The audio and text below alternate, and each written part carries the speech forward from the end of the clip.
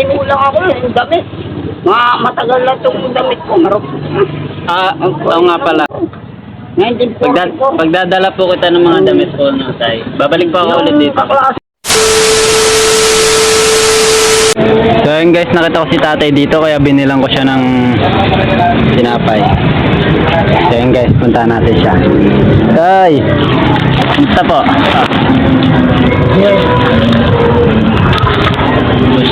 Maraming salamat po. Ito po. Ako, salamat po. Basta po tay. Mabuti naman po. Nakakaraos ang kanta. Tapos na lang ako. Ako na po po. Kain ako na kain. Lalaban ako para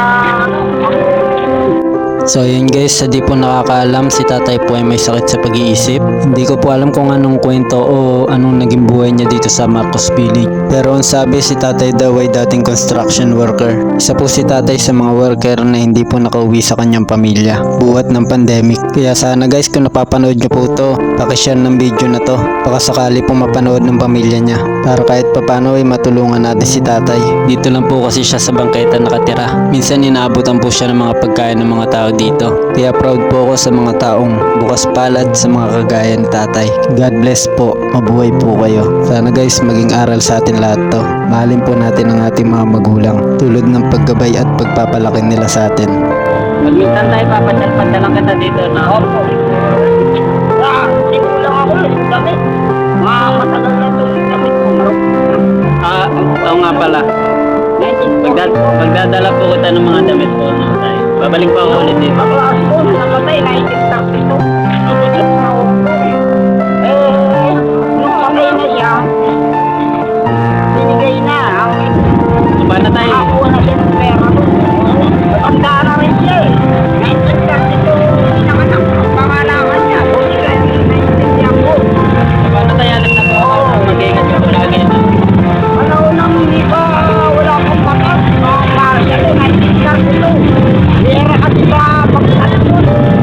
1970. Patay na ako nun. Patay na ako. Nang isa ako, 8. Hindi patay na ako. 1918. Parang si Rizal. Siyempre ko sa Rizal. 1930. December 30. 1945. 1944. May mga ganun mga giyera. Tagal. Tagal lang. Mali-mali yung tao dun eh. Paano tatakip sila ng tenga? Nakakarating sila ng putukan. Paano tayo? Bawal kasi yun. Nang marami oh. Ingat po kayo lagi, no? Wala sunog yung paputok.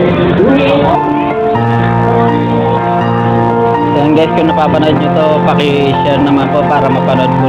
Baka po sakaling mapanood po ng pamilya ni tatay.